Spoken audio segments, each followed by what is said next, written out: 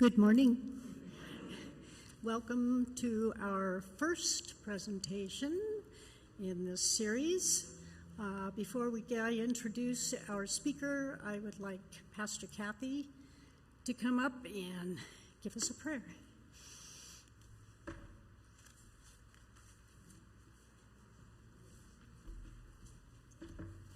Good morning. It is so good to see you all here. I'm so glad that you are joining us, and thank you to the Health Ministries team and all of those who have put this together. What a wonderful time to center on engaging. Let us pray. Holy and gracious God, I ask that your Spirit fill this place, that you would open our hearts and our minds to ways that our body, mind, and health are connected to our spiritual lives. Bless our speakers, bless those who are hosting and sponsoring, and bless those who are here to soak it all in. In Jesus' name we pray. Amen.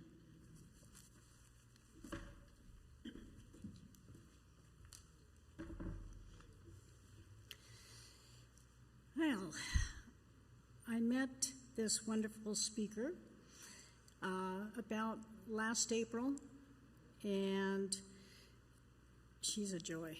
She is fabulous to work with, Patty Barnett-Mouton, and throughout the months and emails and phone calls and texting, we finally did it. It's going to start. She's got so many degrees. I'm just going to share a few with you. And she's still in process of getting another degree in Long Beach State University. So she has held leadership positions in business areas of Johnson & Johnson and the American Red Cross, and she currently serves as vice president for the outreach advocacy of the Alzheimer's Association. She's also continues to educate throughout Orange County, I don't know, everywhere else, responsible for advanced care planning, community education programs through Hogue, and I know she works hours at Hogue also. So, hence, Patty is here today to share some of her knowledge and her expertise in the Life Strategy series. Welcome, Patty. Thank you so much.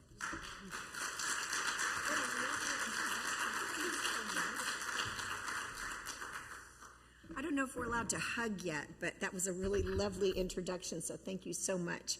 And thank you to Kay and the Health Ministries and Pastor Kathy, because this did take some planning and some thought, and it really has been a joy to get things ready to make this meaningful for all of you for the 3 Saturdays we'll be together. And hopefully that won't be the only 3 Saturdays we're together. I could see us getting together for a number of reasons and a number of things that might be helpful to all of you, to the congregation at large, and to the greater community that we all serve. As I was getting ready to give this series and to really make it meaningful for me as well as for all of you, I did a little homework, and I'm born and raised here in Orange County. I've lived in Laguna Niguel for 34 years, married to the same man for the whole time, and my parish down south is St. Timothy Catholic Church, and I have been a member there since before my daughter was born, and she just turned 40. So I have deep roots in our community. I was actually born in the North Tustin area. My father was stationed at El Toro Marine Corps Air Station, and spent most of my life there with a little blip when he was stationed on the East Coast in North Carolina and South Carolina. So I tell people, if you hear a little magnolia blossom in my speech, I come by it naturally. One of the things that I promise, especially when I'm giving a little talk about brain health and optimizing keeping our brain very, very healthy, is you can ask me any question you like. And I'm a little bit removed from you. Normally I'm out among them, but they tell me this is the most clear microphone, so I wanted everyone to be able to hear well.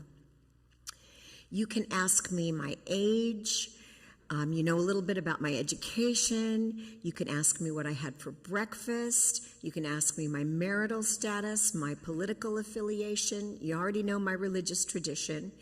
You can ask me just about any question to do with my lifestyle, and I'll answer it honestly. May not answer weight honestly, but I'll come close because I'm in a good place there. Because all of those things directly relate to brain health and healthy aging. So keep in mind that every little thing we do has a bit of magic to contribute to how well we will age. And, some of us have better genes than others. Some of us are more inclined to certain health problems like arthritis or COPD, lung pulmonary problems, or cardiac problems. You can work to overcome some of your genetic inclinations. And I'll talk about that when we kind of link these healthy lifestyle aspects to what happened in the United States in particular in the 1960s. Who remembers when breakfast wasn't breakfast unless it was bacon and eggs fried in butter and a stack of pancakes with butter and syrup? Yeah, you're nodding your heads. Yeah, that was breakfast. And unless you had all of that, you didn't feel like you were fed. And what was happening to many, many people in that time frame who got to be about 50-ish, 60-ish? Some of them were guys that went to work every day in a gray suit and a white shirt and had 2 martinis at lunch along with their steak sandwich. What happened to those folks? They died of heart attacks, right? And so in this country, we made a concerted effort to look at heart health and to change the way we fueled up our bodies every day. And that's when people started looking at alternatives to bacon and eggs fried in butter and a stack of pancakes with lots of butter. So keep in mind, everyone thought, well, his dad died of a heart attack at 62. Why should we be surprised that he died of a heart attack at 63? That was not necessarily genetic. That was lifestyle and environmental factors that could be changed. So that's when people started running and started amending their diet to be more healthful, whole grains, hard-boiled eggs, not using so much butter, and looking at different kinds of cooking strategies to be more healthful. And guess what happened? Rates of heart attack went down. And now when somebody dies from a heart attack, we're shocked. We're surprised. I read the obituaries the other day, and a friend of mine actually passed away from cancer, and he was 64. And what do you think my first thought was? He's so young. Well, this is 2021. Anybody want to guess what our normal life expectancy is in this area of the world, in this day and age? What's our life expectancy? Yes. Yeah, about 77 or 78. And even still, my husband's going to be 77 in December. I see somebody in the obituaries at 77 or 78, and I think, oh my gosh, how young. Right? Well, in the last 100 years, since the turn of the century to 1900, because of environmental factors and lifestyle changes, and particularly because of developments in medical technology, we have gained an entire generation of life. Because in 1900, what was life expectancy? About 45 or 50, right? Because what happened if you had a heart attack in 1900? Dead, right. What happened if you got a bad case of strep throat? Dead. What happened to 25% of women who were expecting babies? Died in childbirth from infection. So it wasn't until right around World War II that we had this magical, amazing breakthrough that now we take for granted in antibiotics. That's an environmental change, a huge shift. And then we also were at the same time discovering blood transfusions. Oh my goodness, and thank you to Dr. Charles Drew. Because if you were terribly injured on the battlefield or in a farm accident, or you hemorrhaged after some major event, you got blood and you got well. Environmental changes. And lifestyle changes happen too, some of them not so great. Because in 1900, what did most Americans do for a living? They were farmers or laborers. They were laying railroad ties. They were working in the fields. Maybe they were building. And what kind of a job is that? Physical. You get up, you move around, you lift things, you tote that barge, right? And for women who were working in the home, did anybody in 1900 have a vacuum cleaner? No, so how did we clean our rugs? We had to beat them with a rug beater, and that was a lot of physical work. And we didn't have clothes dryers. We didn't have washing machines. So you had to scrub and then do this and put it up on the line to dry. And then if it was going to rain, you had to run out. So even just keeping house was a very, very physical kind of activity. What happened as we got more advanced in society? Right. So all of those kinds of activities we didn't have to do with so much physical energy. So we started to get a little bit of fat, dumb, and happy, and we got softer as a society. Now, fortunately, the last 20-ish or more years, there's been this resurgence of fitness and doing things that keep your body not only fit, but there's also that thing they're trying to make us all really attractive forever and ever, and our age-defying culture. Fitness and being able to get up and go and keep one's mobility is a huge factor in sustaining good health and optimizing the way we age. And it's critical to brain health. So my emphasis this morning is going to be on brain health and the healthy aging for one's brain. But as I did my homework, I came across a time-honored quote by John Wesley, who is the founder and the theologian who put together the tenets for the Methodist Church. And many of you know this by heart, but it really speaks to what we want to accomplish here today. Do all the good you can, by all the means you can, in all the ways you can, in all the places you can, to all the people you can, as long as you ever can. If you do that, you will go a long, long way toward optimizing your aging process. Do the good things.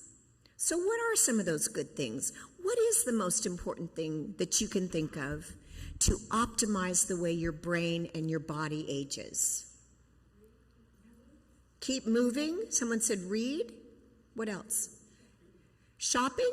Oh, shopping, yes, because you have to discern things. You got to walk through the parking lot. As long as you're taking the parking place that is the furthest away from the store, then you're doing good. But you do have to stop and think and calculate. Right. Who else has had something to offer? Diet, yes. What you eat, yes. Just do new things. You guys have my talk all memorized already. Yes. These are the things that are going to make us stay healthy. Certainly lifestyle plays a huge part, and environment plays a part. Here in South Orange County, we enjoy gifts, clean water, clean air, safe places to live.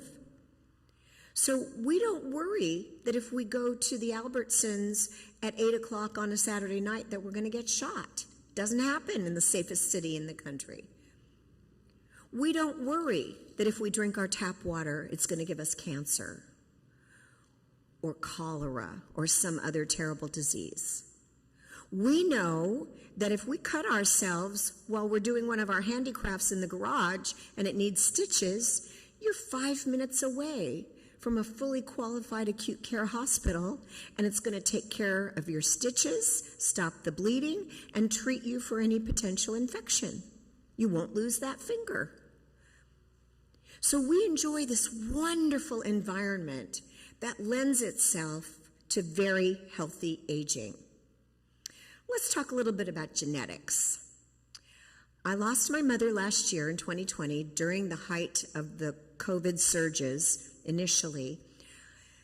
And it was very hard because I couldn't be right with her, but I was with her a lot. And she was 97 years old. God love her. She had done just about everything anybody could do. She had a really wonderful life. She was married to my father for 60 years when he passed away. She had 5 children, none of whom are in prison. Everybody is self-sustaining. We used to tease her and say, well, you can brag to the neighbor's mom, not one kid's in jail. It was hard to lose her, but she had lived a tremendously full life. And she was ready. She had strong faith, and she was ready. So it wasn't a tragedy or a catastrophe. It's a loss, but it's the natural order of things. And I am not a death-defying person. A huge part of my professional life is engaged in helping people make sure they have advanced care planning done and that they understand end-of-life care and they make good, informed choices that are right for them.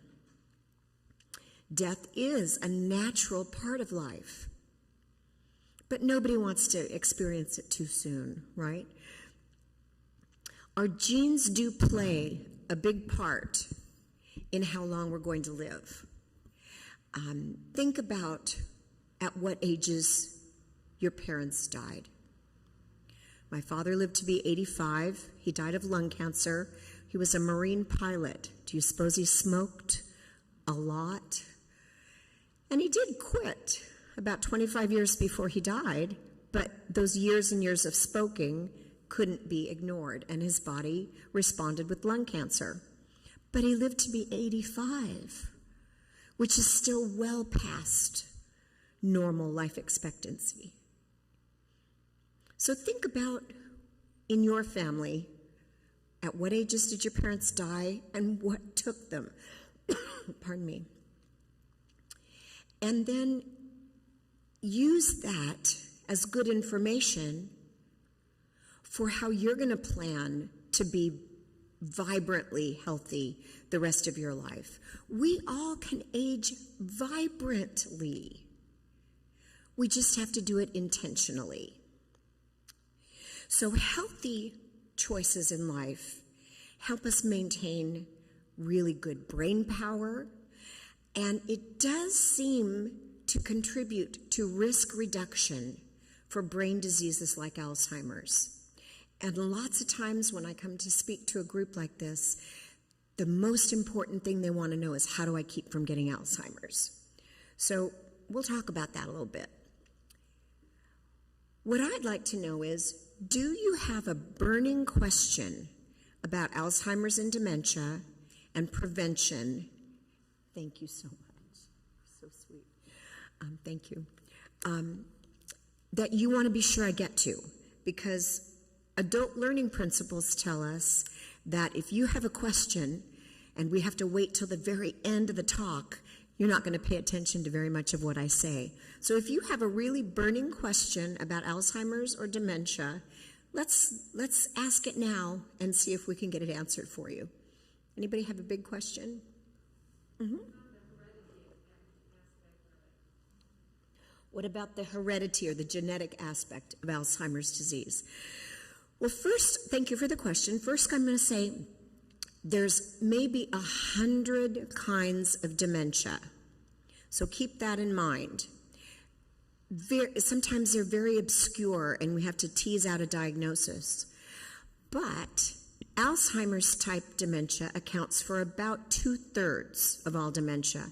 And even if someone has, say, vascular dementia for some strokes, they could also be percolating some Alzheimer's disease as well. We call that mixed dementia. So it's a big part of the dementia category. Less than about 5% of all Alzheimer's type dementia is truly genetically related. It's a family variant, and it has to do with genes called the ApoE4 genes. And I'm not a geneticist. I was actually absent that day in biochemistry. But if you have 2 copies of that gene, then you have a very high prevalence of developing Alzheimer's type dementia, probably before you're 65. So if you encounter people who have Alzheimer's disease and it's the young onset variant where they became ill and had frank symptoms younger than age 65, then that's probably the genetic variant. But it's less than about 5% of people. Now there's some folks that their mother had Alzheimer's type dementia and their grandmother had Alzheimer's type dementia, and they're very worried about themselves. They don't necessarily have copies of the ApoE4 gene, so it's probably not a direct genetic link. But lifestyle tends to be familial. If your mother made great dumplings, then probably you learned how to make great dumplings. If she was great at the pecan pie, then you probably can do it too because she taught you. Okay, I learned to make Irish Girl spaghetti sauce by the time I was about 11 years old, and mine's the best in the West. Okay, because my mother had to feed a big pile of people, and an easy way to do that was with pasta and sauce. So I learned how to make it. Typically, most Alzheimer's type dementia is not genetic.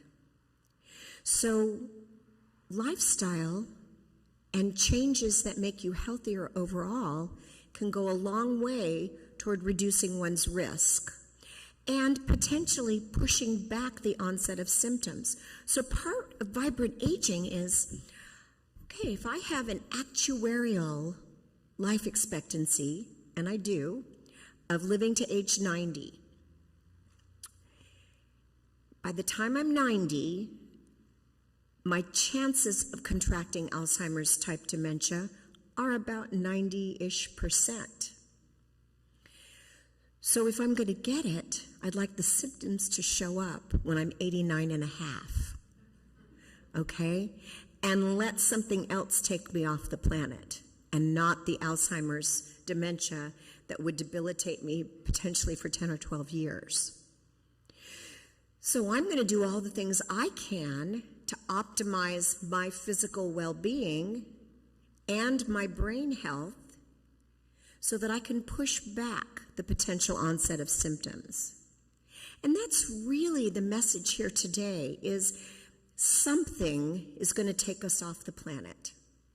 The only people that get to leave Earth alive are astronauts. So let's push back the symptoms of the things that we can. And in doing so, collectively, we're going to optimize our brain health too. So genetics are not the biggest worry in Alzheimer's disease.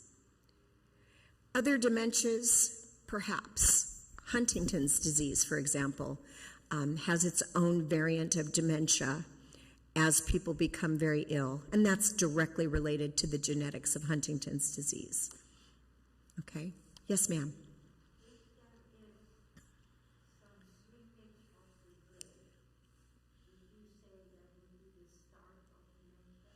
Oh, that's an interesting question. If there is shrinkage of the brain apparent on X-ray or on CT scan or MRI scans, does that mean it's the beginnings of dementia? It's probably not the beginning of dementia. It's probably, if there's obvious shrinkage upon brain scan examination, then that dementia is probably already evident, okay? By the time someone dies from Alzheimer's type dementia, for example, there's about 35% tissue loss in the brain, a lot of brain shrinkage.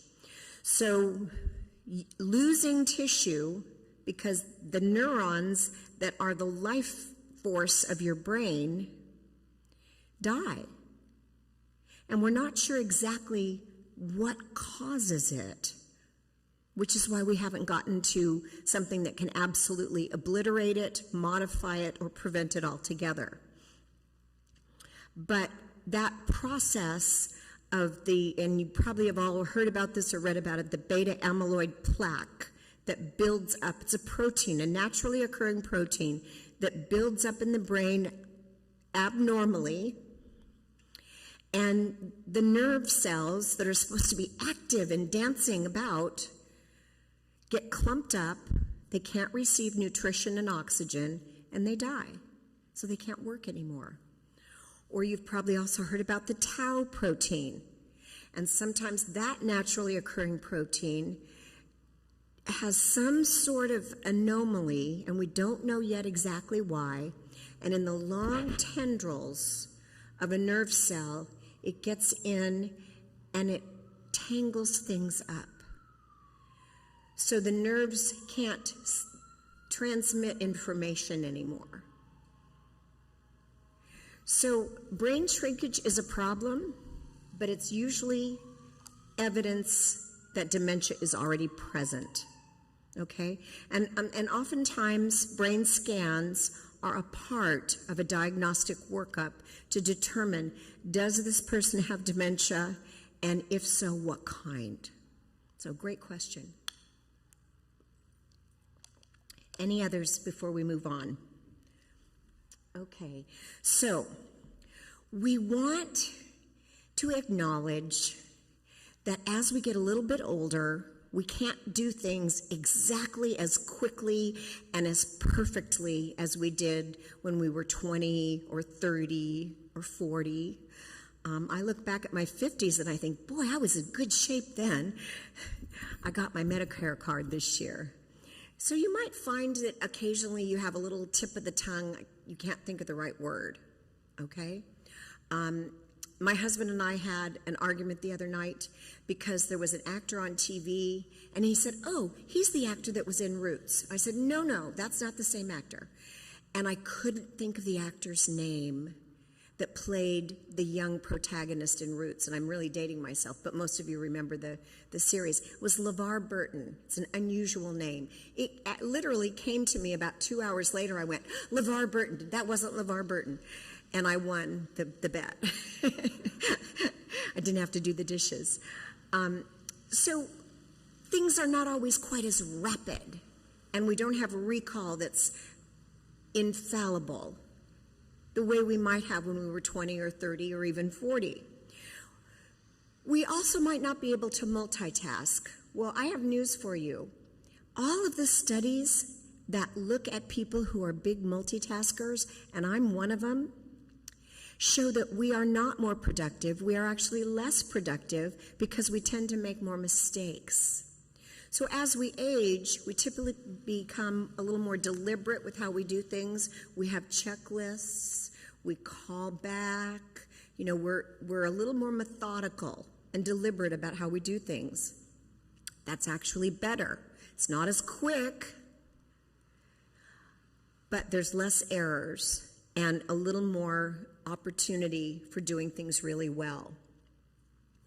You might find that you don't have the same attention span that you did when you were a little bit younger. Well, some things nowadays are boring, or I don't want to know about them, So don't be too concerned about that. But if you really are trying to do something, like learn how to drive your new car, and you just can't do it, now that difficulty is interfering with your activities of daily living. And you might want to look at other aspects of how you interact and how you learn new information and see if maybe there's a little problem percolating. We can still learn new things. One of the reasons I stay in school, well, there's two big reasons. Number one is I love it. I really enjoy the interaction with students and the opportunities, and I love the learning of it. There's a program at Cal State Long Beach that allows people over 60 to go to school almost for free, but you have to be in a program. So I thought, well, I've got a responsibility to go now if I'm not paying, terribly high tuition. But also the learning of new things and the purposeful nature of being in a particular program does a lot toward keeping me, but any individual who's aging, a little more pushed in the right direction, a trajectory of successful aging in life. So staying engaged is really important.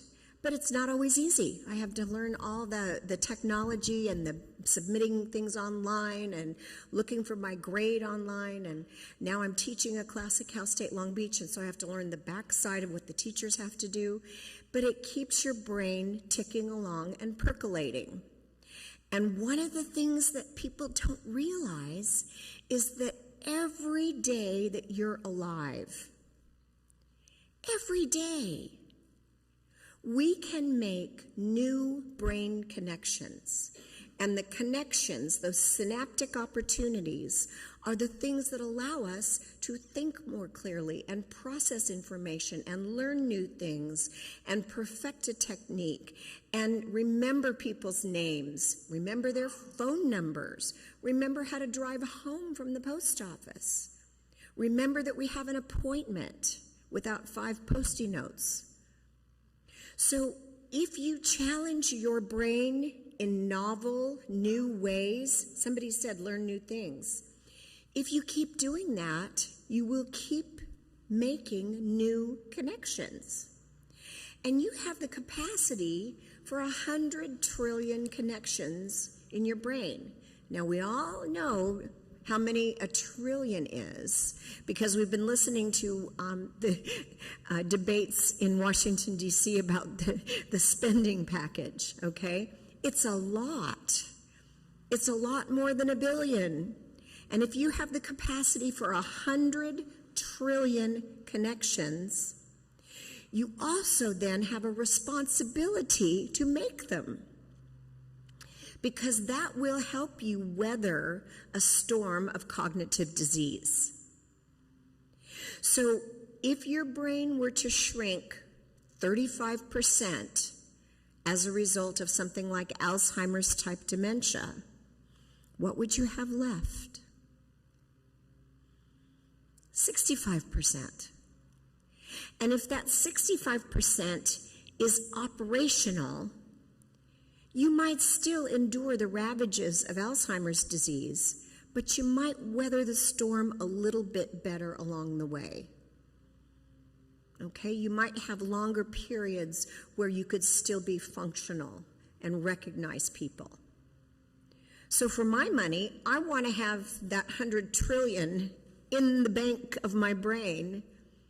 And the way you do that is keep learning new things, doing new things, exercise, have a purpose before your feet hit the ground every morning.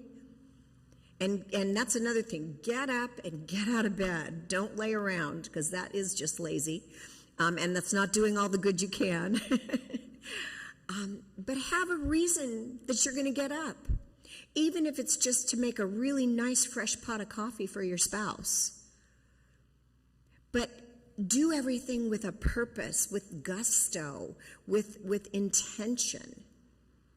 And that will help you to create new connections, and you feel better about it. Exercise. I'm going to say exercise about 25 times before we're through this morning. The more you move your body, the better off your brain is going to be. So I know you love shopping. What you have to promise is that you're going to park far away from the store so that you've got a trek across that parking lot. If you have mobility issues, then get into a chair exercise class. If you can't get up and jump around or do yoga or pickleball or whatever the exercise du jour happens to be, do something and do a little more of it every day, because your body needs to constantly be challenged. Do some weight training too, even if it's just soup cans that you do a little extensions with. But do that. Talk to somebody at one of the senior centers or one of the gyms that has a senior program.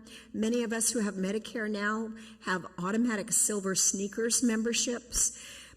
Work your body. It's the healthiest thing you can do for your brain. Okay? And challenge it. How many took French in school? Oh, a lot. Okay, you all should be taking an Italian or a Spanish class now. How many of you do line dancing? Oh, one. Nobody else will admit it. I love line dancing. I'm not very good at it. But those of us who line dance, we should be taking tango lessons. Something different. The novel experience is what causes your brain to spark and make new connections. What about the grocery store? Who starts in the produce? Oh, a couple of you. Okay. Start in the baked goods next time. Go the opposite direction in the grocery store. Your brain will kind of freak out a little bit, all right? Because you always start in the produce. I start in the produce too. But start on the other end of the store and go the opposite direction of how you normally go down the aisles. You'll see new things. You might buy more. But also, you're making your brain work a little extra. It's doing a little somersault and going, oh, wow. Oh, that's where the pickles are. It's good for your brain, and it makes a new connection. How about driving? How many of you have really great established ways that you get to certain places? Yeah, we do. We're creatures of habit. Mix it up. If you turn right when you go out of this parking lot every Sunday, today, turn left. Oh, you'll get a ticket? Oh, I don't do that. That's funny.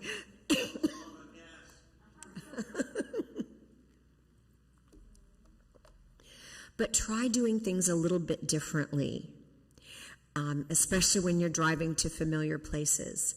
Memorize a phone number or two. We have these little gadgets, and they don't make us learn phone numbers. I used to have all the phone numbers I needed memorized. Well, you want to learn them. And I heard another really important trick, and I digress a tiny bit. In case of an earthquake, you may not be able to charge your cell phone, but landlines will probably work. So in the case of your phone, have a little piece of paper with the 5 most important phone numbers you need to have, just in case you haven't memorized them, because you won't be able to turn on your phone to get them. So your kids, your doctor, your next door neighbor, who are the 5 people that you want to be sure you could get in touch with, and hide it inside your phone case, and that would be just a little hedge against an emergency situation. So we are going to have some slowdown as we age, but we can combat it. And you do that intentionally by taking classes to learn new things, by doing a little more exercise, by getting up and getting going every day. And I mean, ladies, get up, get dressed, plug in that curling iron, put on your lipstick, and, don't go out and get the mail unless you're ready to face the day. Because it has an impact on us. It makes us feel better. We are more likely to engage if we feel like we're going to engage. So get up and get going. Let's see. Would you advance that slide one? My gadgets aren't working quite as well. There we go. So memory loss is a scary, scary thing. I worry about it because I see so many people that are enduring it. I would venture to say that many of you in this room are here because you know somebody, or you have somebody that you love who has faced a memory loss type of disease. Everybody wants to know, well, what causes it? If it's not genetics for 90-ish% of it, what is it? Well, as we're doing a diagnostic workup to determine what somebody is suffering from, we look at nutrition, things like anemia, B12 deficiency, dehydration can cause conditions that mimic symptoms of early-stage Alzheimer's disease. So drink your water. Make sure your doctor has checked to see whether or not you're anemic, especially if you're feeling a little tired. Eat healthy foods. We'll talk a little bit about the MIND diet and the Mediterranean diet, because those types of eating systems, if you will, have scientific evidence that they're not only better for your body, but they're better for your brain. Make sure your thyroid is acting properly, or you're being treated for it, because low thyroid can mimic symptoms of dementia and certainly cause apathy and fatigue and the inability to call back memories. So make sure your thyroid's working properly. Take your medicine the way you're supposed to. Usually it's on an empty stomach first thing in the morning, but make sure you do that correctly. Make sure you're not mixing medications. I'll tell my medication story. This is not my medication profile, but I live in South Orange County. I have great health insurance, and I have some wonderful ologists. How many ologists do we all have? You have about 5 of them when you get to be my age. You have a cardiologist, endocrinologist, gynecologist, nephrologist, dermatologist. Think of all the ologists you can have. And guess what? They're not all talking about you on Wednesday afternoons on the 7th fairway. Okay? So talk to your doctor and your pharmacist about your medications, because let's say, oh, I have a bad back because I moved somebody about 15 years ago and I kind of kinked my back. So I get spasms. So I have a muscle relaxer, and I don't take it every day, just 1 or 2 or 3 or 4 nights a week. And I have pain in my shoulder, a little rotator cuff injury. It's not always bad, but once in a while it flares up. So I have some Norco, like a Tylenol with codeine type. I don't take it every night, just 1 or 2 or 3 or 4 nights a week. The kids don't call as often as they should.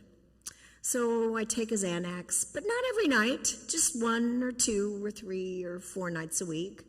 And I have asthma, so I have this kind of chronic cough that's just really annoying, and I have this great flagon of cough syrup. I got it about 3 doctors ago.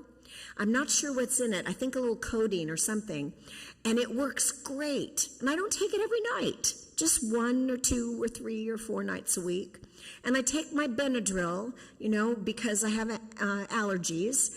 And I do take that every day, which is a red flag.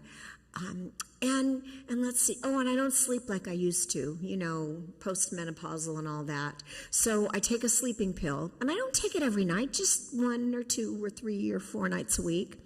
And, in order to wash down all those pills, I use a medicinal glass of Pinot Grigio. How's my memory? Lousy. And that's not even a weird medication profile.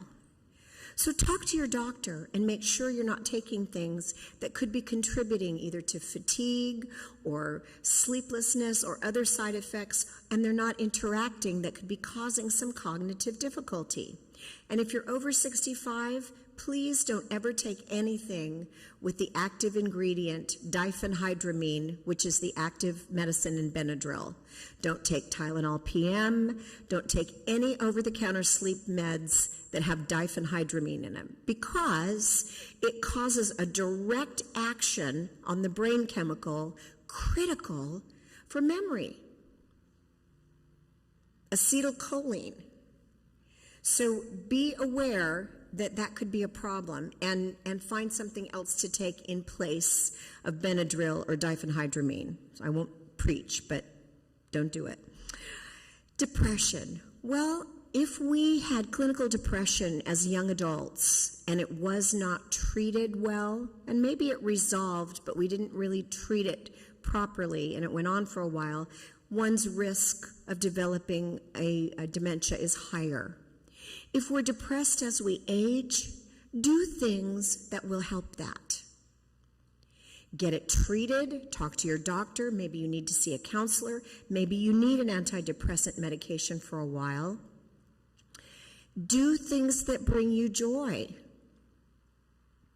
If your kids are disappointing you, then spend more time with your friends. Do things that give your life purpose. The fact that you're here today and that you're part of a congregation is huge. You're already doing some very important things to optimize your vibrant aging and sustaining your brain. So keep doing more of that. And the more you help others, the greater benefits you get to yourself. So do things that are going to be helpful to other people. And it doesn't have to be big things. You don't have to go out and walk the streets and feed the homeless every night.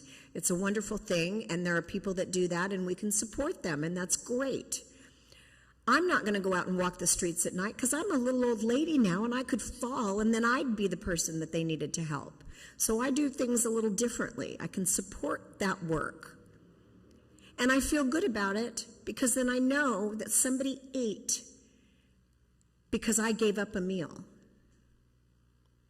So do things purposefully with intention that are going to benefit others. And you will find that, that depression starts to lift a little bit. Get your sleep.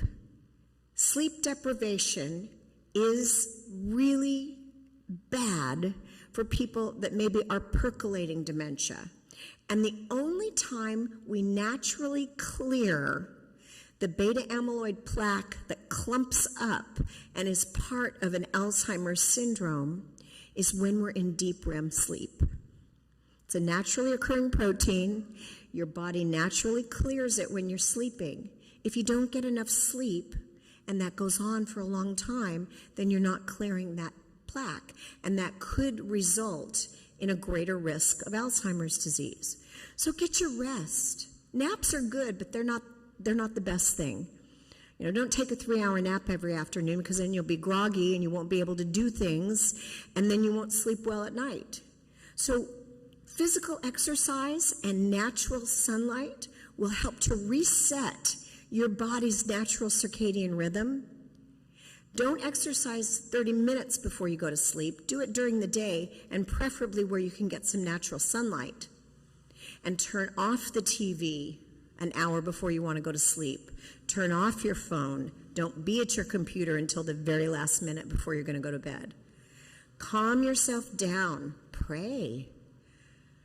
Read. Do a little meditation. Do gratitudes. Talk to your spouse. Now, there's a novel concept. But do things that help you calm down and get into a routine. So if you want to go to sleep by 10:30 every night, then by about 9:45, you should be in your jammies, face washed, teeth brushed, and heading towards your bed. So that at 10:20, you can turn out the light, put your head on the pillow, and maybe you'll fall asleep. Sleep takes discipline. And as Americans, we have forgotten that. So what can we do to protect our brain health? Well, let's see if this will work. Oh, there it goes. We've talked about nutrition. We've talked about exercise and physical health. We've talked about cognitive activity. See your doctor, even if you're not sick. Did you know you're entitled to an annual wellness visit if you have Medicare? It's an entitlement. Ask for it, because they won't offer it to you, but if you ask for it, they'll schedule enough time, and then you will go through all of your health aspects with your doctor. Ask questions. Get a cognitive screening so you have a baseline value. Know where you are in terms of your thyroid health and your heart health and your digestive health and your pulmonology. Mine is not good today. But ask those questions. Because it's always better to treat something before it's a big problem. Get your cancer screenings. Get your vaccinations. All of those things. Yes, sir.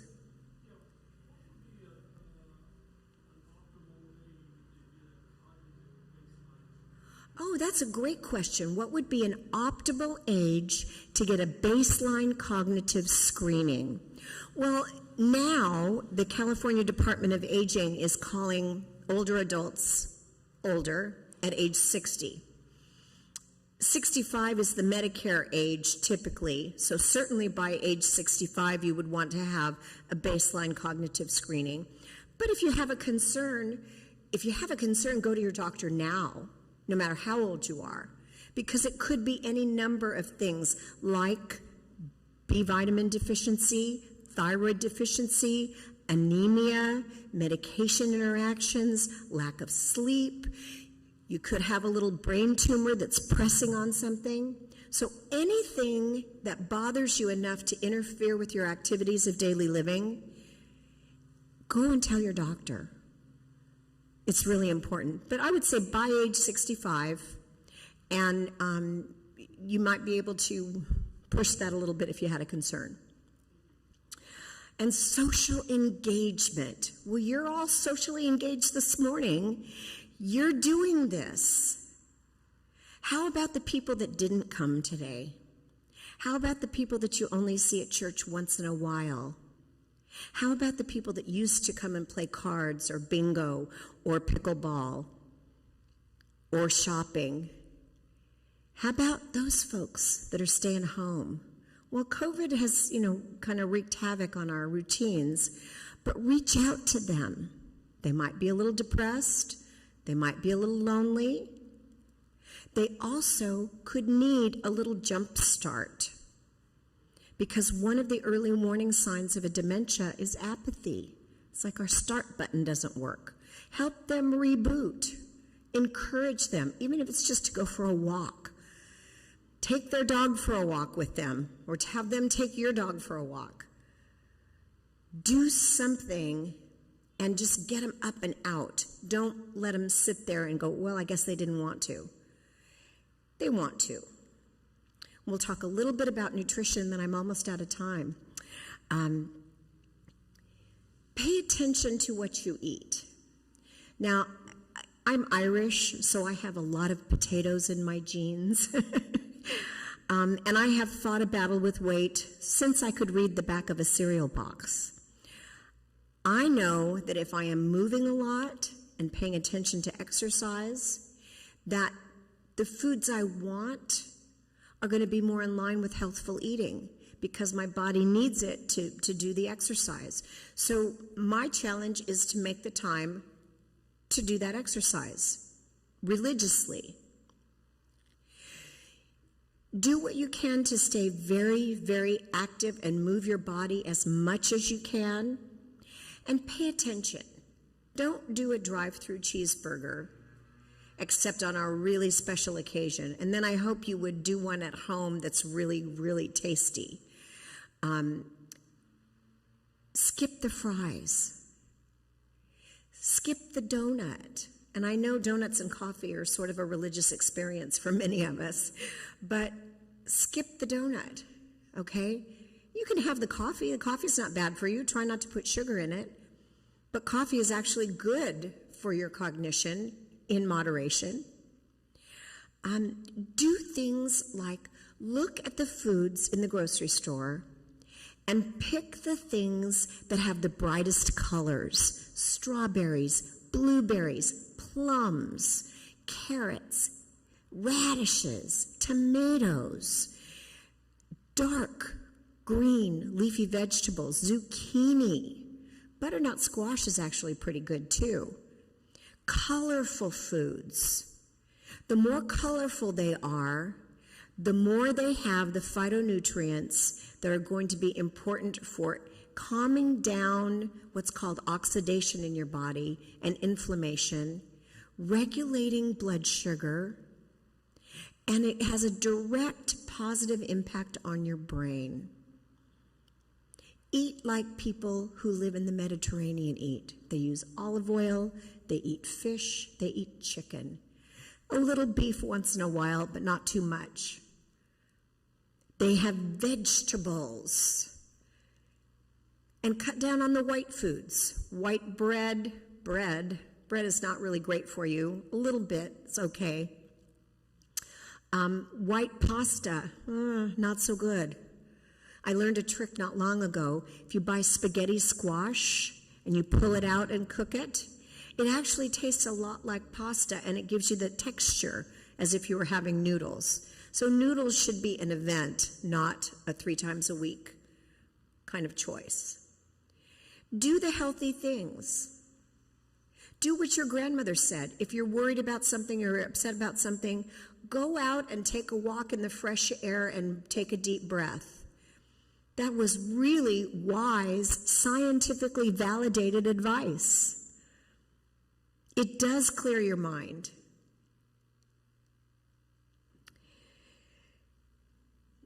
We talked a little bit about the Mediterranean diet, and portions are important. It's not really a good idea to eat the whole pineapple, okay? It's too much sugar, but a few bites of pineapple is good. You don't necessarily want to eat a bushel of apples, but a couple of apples sliced up, good plan. Moderation, just do things that make common sense, but use these rules about dark, colorful foods and stay away from the white foods that are generally more simple carbohydrates and more processed, okay? Dairy, some of us need dairy to get the calcium. We really shouldn't be having a lot of dairy because it is known to be inflammatory in our digestive tract. And so inflammation then leads to some of the problems that we think are linked to brain disease. And your gut, your intestinal activity, has a direct action on your brain health. So if your digestive system is really robustly healthy, then you have a better chance toward risk reduction for brain disease. So pay attention. I remember the old song, the knee bone's connected to the neck bone. I'm too old. You guys don't remember that old song. Okay. Head bone's connected to the neck bone. You remember that? everything is connected in your body. And that's why it's so exciting that little things we do can make big differences to our brain health.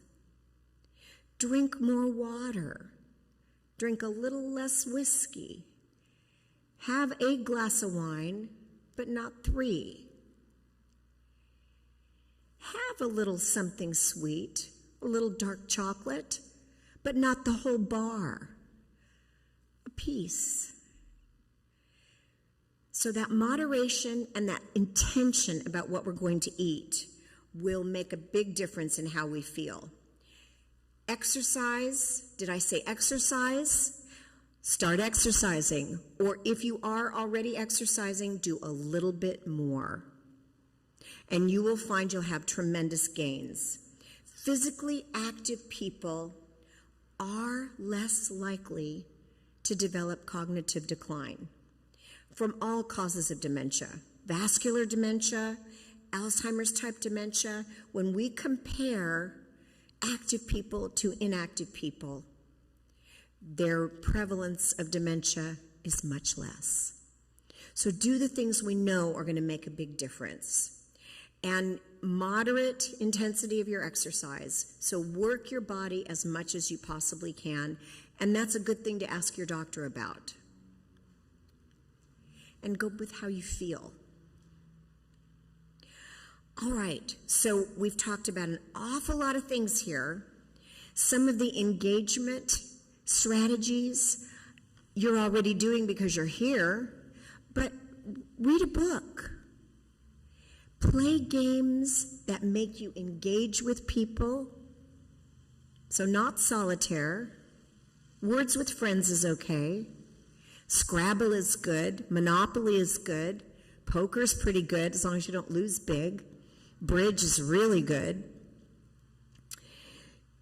Language, speak. Don't speak in shorthand. Take the time to write letters and decide what you want to say. Don't speak in the shorthand of text messages. Challenge your brain to use your language and take a language class. You can get language classes through the Emeritus Institute that's part of Saddleback College for all older adults throughout the state, and they're free, and they're college-level quality courses. So there's always an opportunity. Your senior center has classes. So use that because that really triggers a lot of good brain connection and activity. If you play a musical instrument or you used to, do it again. Because playing music, listening to music is good, but playing music and participating in it is even better. And sing. I know we're not supposed to sing a lot in groups because of COVID, but do what you can. If you sing, you activate parts of your brain that typically don't get motivated. And if you sing in concert with others, there's a collective brain benefit. You release different brain chemicals that make you feel great.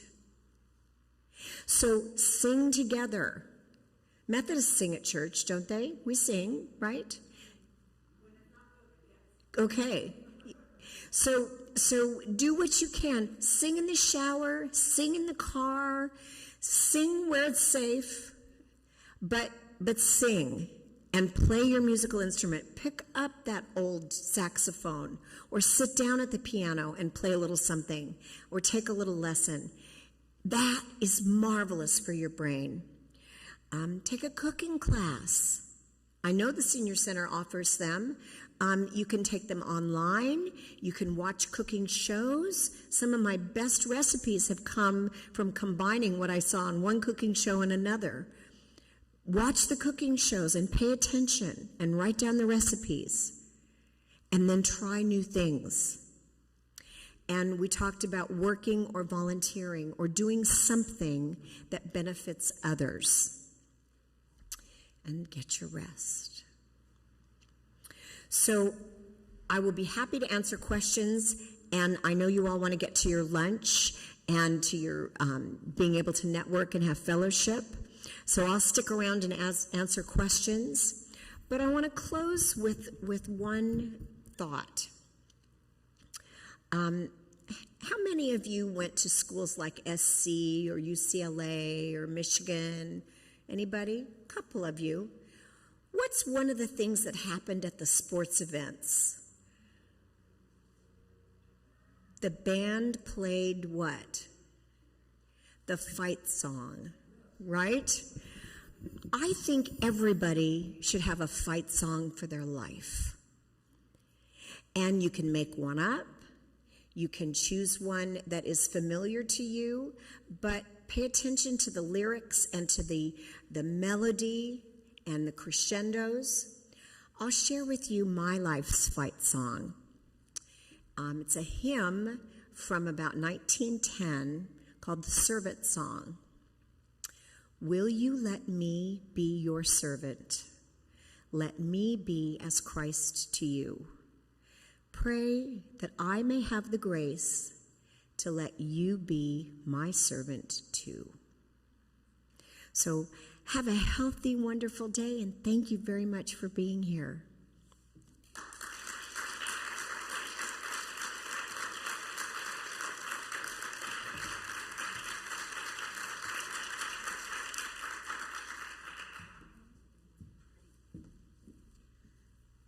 Well, that ends it. Lunches are, box lunches are what, outside? Outside. And if you have a happy face, but I think everyone's covered on you, that means you've signed up and RSVP'd, so box lunches are there.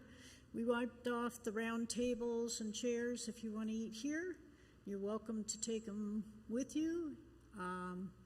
Everyone will be, our sponsors are out there, so take a look if you didn't or weren't able to before earlier. And we will see you on the 23rd. The 16th, we're celebrating that weekend here at the church, and Patty's celebrating, one of your grandchildren's? My granddaughter turns 13. 13, wow. So have a great week. We'll see you outside.